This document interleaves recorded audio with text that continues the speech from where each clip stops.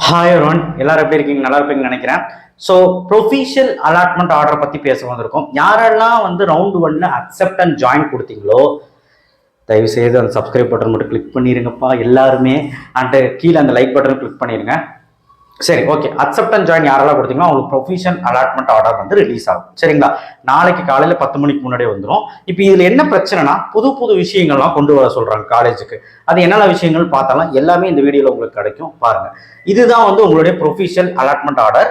உங்கள் professional allotment ஆர்டரில் உங்கள் அப்ளிகேஷன் நம்பர்லேருந்து உங்கள் பேர்லேருந்து எல்லாமே இருக்கும். கரெக்டாக இருக்கு. அந்த அலாட்மெண்ட் வந்துச்சு இல்லைங்களா, டென்டேட்டிவ் அலாட்மெண்ட்டு, அந்த மாதிரி வந்து அந்த கன்ஃபர்மேஷன் பண்ண சொல்லி வந்துச்சுல, அதில் இருக்க எல்லாமே அப்படியே வந்துடும்.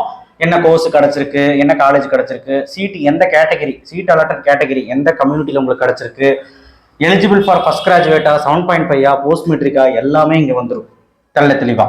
சரிங்க, இதனால எல்லாமே வந்துருச்சு.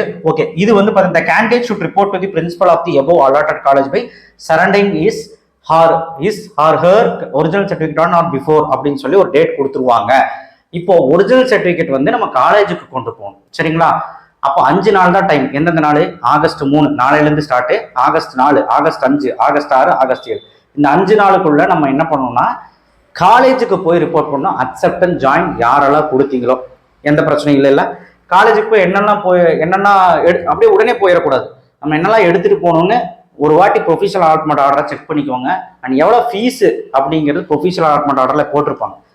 இவர் ஃபர்ஸ்ட் கிராஜுவேட்டுக்கு போட மாட்டாங்க, எந்த ஃபீஸுமே போட மாட்டாங்க. 7.5 ரிசர்வேஷனுக்கும் போட மாட்டாங்க, போஸ்ட் மெட்ரிக்கும் போட மாட்டாங்க. சரிங்களா? SC ST. இப்போ யாருக்கு ஃபீஸ் போட்டிருப்பாங்கன்னா இந்த ஜென்ரல்ல வரவங்க, ஜென்ரலா இருக்கும் இல்லையா, அவங்களுக்கு ஃபீஸ் ஒரு 30,000 20,000 போட்டிருப்பாங்க. அதுதான் ஃபீஸுன்னு நினைச்சு போய் கட்டிட போறீங்க. தயவு செய்து அது கிடையாது. அதனாலதான் இந்த வீடியோவை கூர்ந்து பாருங்க, ஸ்கிப் பண்ணாம பாருங்க. தயவு செய்து அப்படி ஒரு விஷயத்தை நினைச்சிடாதீங்க. ஃபீஸ் வந்து காலேஜுக்கு ஃபோன் பண்ணி கேட்கணும். சரிங்களா? எவ்வளோ ஃபீஸ்? ப்ரைவேட்னா ஒரு ஃபீஸ் இருக்கும், கவர்மெண்ட்னா ஒரு ஃபீஸ் இருக்கும், கவர்மெண்ட் எய்டட்னா ஒரு ஃபீஸ் இருக்கும், யூனிவர்சிட்டி கேம்பஸ்னா ஒரு ஃபீஸ் இருக்கும்.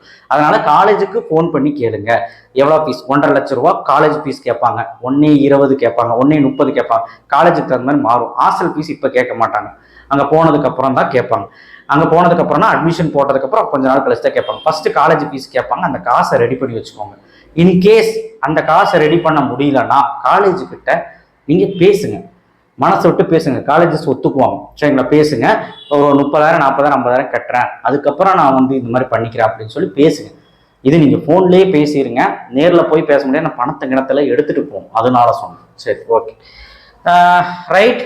இப்போ வந்து என்னெல்லாம் கொண்டு போகணும் அப்படின்னா ப்ரொஃபஷனல் அலாட்மெண்ட் ஆர்டர் கொண்டு போகணுங்க. இந்த ஆர்டரை 2 பிரிண்ட் அவுட் எடுத்து வச்சுக்கோங்க, கொண்டு போகணும். 10th mark sheet, original mark sheet கொண்டு போகணும். ஜெராக்ஸும் 2 எடுத்து வச்சுக்கோங்க. எல்லாமே 2 காப்பி ஜெராக்ஸ் எடுத்து வச்சுக்கோங்க. 12th 11th மார்க் ஷீட் வந்து ஒரிஜினல் கிடைச்சிருச்சு, போய் வாங்கிட்டு போங்க. ஒரிஜினல் வந்து வந்துருச்சு உங்க ஸ்கூல்ல, தயவு செய்து அதை நீங்க வாங்கிட்டு போங்க, டைம் இருக்கு. அடுத்த transfer certificate, TC original, conduct certificate, அது உங்க ஸ்கூல்ல தான் கிடைக்கும், அதை வாங்கிடுங்க.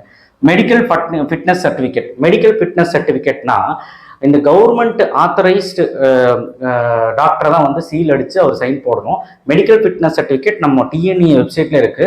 அதை வந்து நான் கீழே டிஸ்கிரிப்ஷன் பாக்ஸ்ல தரேன். அந்த மெடிக்கல் ஃபிட்னஸ் சர்டிஃபிகேட் அதை ஃபில் பண்ணிட்டு தயவு செய்து டாக்டர் ஃபில் பண்ணிட்டு கேட்டு ஃபில் பண்ணிட்டு சீல் பண்ணிட்டு கையெழுத்து வாங்கிக்கோங்க.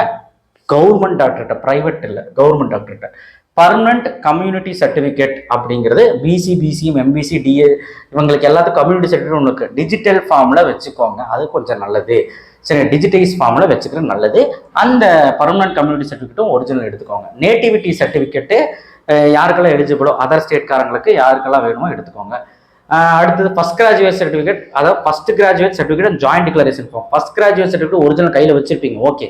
First graduate and joint declaration form இருக்கும், அதுவும் டிஸ்கிரிப்ஷன் பாக்ஸில் வைக்கிறேன். அதை ஃபில்அப் பண்ணி சைன் போட்டு போகணும். சரிங்களா? தயவு செய்து அதை ஃபில்அப் பண்ணிட்டு தான் போகணும். சரிங்களா? அதையும் நான் டிஸ்கிரிப்ஷன் பாக்ஸில் வைக்கிறேன். ஸ்ரீலங்கன் தமிழ் ரெஃப்யூஜி சர்டிஃபிகேட் யாருக்கெல்லாம் இருக்கோ கொண்டு போகணும். Original income certificate, SC, SCA, ST income certificate கொண்டு போங்க. 4 காப்பி பாஸ்போர்ட் சைஸ் போட்டோ கொண்டு போங்க. 4 என்ன ஒரு 5 எடுத்துட்டு போங்க. சரிங்களா? இதெல்லாம் தேவை. இதெல்லாம் நாளைக்கு காலையில தேவைன்னு சொல்லி ப்ரொஃபஷனல் அலாட்மெண்ட் ஆர்டர்ல உங்களுக்கு வந்துடும். இப்படிதான் இருக்கும் ப்ரொஃபஷனல் அலாட்மெண்ட் ஆர்டர். எந்த ஒரு ஒரிஜினல்ஸுமே இங்க என்ன இன்ஸ்ட்ரக்ஷன் போட்டிருக்கோம், எந்த ஒரு ஒரிஜினல் எல்லா வெரிஃபிகேஷனுமே நடக்கும். எந்த ஒரு ஒரிஜினல்ஸுமே காலேஜ் ஹோல்ட் பண்ணி வைக்க மாட்டாங்க. வித்தின் 1 வீக் or 2 வீக்ல அவங்க வந்து ரிட்டர்ன் பண்ணிடுவாங்க. வெரிஃபிகேஷன் டோட்டுக்கு அனுப்பிட்டு ரிட்டர்ன் பண்ணிடுவாங்க. ஒன்று. ரெண்டாவது ஃபேக் சர்டிஃபிகேட் ஏதாவது நீங்கள் கொடுத்தீங்கனாலோ இல்லை ஏதாவது அவங்களுக்கு கரெக்டாக படலை அப்படின்னா அந்த சீட்டை ரத்து செய்யறதுக்கு அந்த பிரின்சிபலுக்கு அதிகாரம் இருக்குது. கண்டிப்பாக வந்து அதை கொஞ்சம் பார்த்துக்கோங்க. தயவு செய்து கரெக்டான ஆவணங்களை கொண்டு போங்க. ஃபீஸு அவங்க கிட்ட கேட்டு கொண்டு போங்க. அங்கே போய் பேரம் பேசிட்டு இருக்காங்க. இங்கே வந்து நீங்கள் ஃபோன்லேயே கேட்டுட்டு போங்க காலேஜுக்கு போகிறவங்க. சரி, அதாவது டிஃபிகல்ட்டி, அதாவது நிறைய ஊரில் நிறைய வில்லேஜ்லேருந்து போகிறதுக்கு 7 hours 8 hours ஆகுது. அதனால முன்கூட்டி எல்லாமே அரேஞ்ச் பண்ணிட்டு போங்க, டிக்கெட் புக் பண்ணிட்டு போங்க. சண்டே இருக்குமா சார் காலேஜ்னு நீங்கள் ஃபோன் பண்ணி கேட்கணும். ஏன்னா 5 நாள் தான் டைம் கொடுக்குறாங்க. என்ன கேட்டால் சண்டே வைக்கணும். ஏன் வைக்கணும்னா ரிப்போர்ட் பண்ணுறதுக்கு 5 நாள் தான் டைம். சண்டேவும் லீவ் விட்டா பையன் 4 நாளில் என்ன பண்ணுவான்? அதனால வேற ஊர்ல இருந்து வரனால சண்டேவும் இருக்கும் தான் நினைக்கிறேன். இருக்கும், நீங்க ஃபோன் பண்ணி கேட்டுக்கோங்க காலேஜுக்கு. சரிங்களா? டிஎஃப்சி இருக்கும், பட் இதுக்கு சண்டே கண்டிப்பா இருக்கும். இன்கேஸ் நீங்க காலேஜுக்கு ரீச் அவுட் பண்ண முடியல அப்படின்னா லாஸ்டா நீங்க டிஎஃப்சியில போய் ரிப்போர்ட் பண்ணிக்கலாம். நீங்க டிஎஃப்சியில போகக்கூடாது, பட் இருந்தாலும் காலேஜுக்கு போக முடியாம போச்சு ஏதாவது ஒரு சூழ்நிலை அப்படின்னா பக்கத்துல இருக்க டிஎஃப்சியில அணுகலாம். அதுதான் சொல்றாங்க, டிஎஃப்சியில ஹெல்ப் கேட்டுக்கலாம் தான் சொல்றாங்க. ஸோ இந்த விஷயங்கள்லாம் ரொம்ப முக்கியம் for professional allotment order. Tentative allotment ஆர்டரை பற்றி நான் சொல்லிட்டேன். யாரெல்லாம் அப்வோர்டு கொடுத்துருக்காங்களோ அந்த வீடியோவை போய் பாருங்க. சரி, இதான் ரொம்ப முக்கியம். ஸோ கண்டிப்பாக இதெல்லாம் ரெடி பண்ணி வச்சுக்கோங்க. நாளைக்கு காலையில் வந்துடும். நாளைக்கு வந்தோடனே ஓடாதீங்க. 5 நாள் டைம் இருக்கு. 7ஆம் தேதி முடி டைம் இருக்கு. ஆகஸ்ட் 3, ஆகஸ்ட் 4, ஆகஸ்ட் 5, ஆகஸ்ட் 6, 7 5 நாள் முடி டைம் இருக்கு. 5 நாள் டைம் இருக்கு. இந்த 5 நாளுக்குள்ள எப்போ வேணாலும் போய்க்கலாம். ஆனால் 5 நாளுக்கு மேலே 5 நாளுக்குள்ள போகலன்னு என்ன ஆகும்னு யாரோ கேட்டாங்க. போகலன்னா சீட்டு போயிடும். அந்த சீட்டு அடுத்த ரேங்க் உள்ள அப்வோர்டு கொடுத்துருக்காம பாருங்க, அவனுக்கு போயிடும். உங்களுக்கு சீட்டு போயிடும். கவுன்சிலிங் அடுத்த ரவுண்டெல்லாம் போக மாட்டேங்க. கவுன்சிலிங் விட்டே வெளியே போயிருவீங்க. அவ்வளோதான். கவுன்சிலிங் விட்டே குட்டாயிருவீங்க. ஆட்டோமேட்டிக்காக குட்டாயிருங்க. ரிப்போர்ட் பண்ணணும். மறந்துடுவீங்களா? மறக்கக்கூடாது. டிஎஃப்சிக்கு போகிறவங்களும் அப்படிதான். அக்செப்டன் அப்வோர்டு கொடுத்து டிஎஃப்சி போகிறவங்களும் அப்படிதான். 5 நாளுக்குள்ளே போயிருங்க. இல்லைனா உங்களுக்கு வந்து சீட்டு ரத்தாகிவிடும். நீங்கள் கவுன்சிலிங் விட்டே வெளியே போயிருவீங்க. அடுத்த ரவுண்டுக்கெல்லாம் போக மாட்டீங்க. அதை நீங்கள் புரிஞ்சுக்கோங்க. இந்த மெடிக்கல் ஃபிட்னஸ் சர்டிஃபிகேட்டும் first graduation joint declaration form must. சரிங்களா? ஃபர்ஸ்ட் கிராஜுவேஷன் யாருக்கு? ஃபர்ஸ்ட் கிராஜுவேஷன் உள்ள பசங்களுக்கு மட்டும் தான், எல்லா பசங்களுக்கும் கிடையாது. அதையும் நீங்கள் தெரிஞ்சுக்கோங்க. மெடிக்கல் ஃபிட்னஸ் சர்டிஃபிகேட் எல்லாத்துக்குமே தேவை. அந்த மெடிக்கல் ஃபிட்னஸ் சர்டிஃபிகேட் எல்லா கவர்மெண்ட் ஆத்தரைஸ்டு, கவர்மெண்ட்ல வேலை பார்க்குற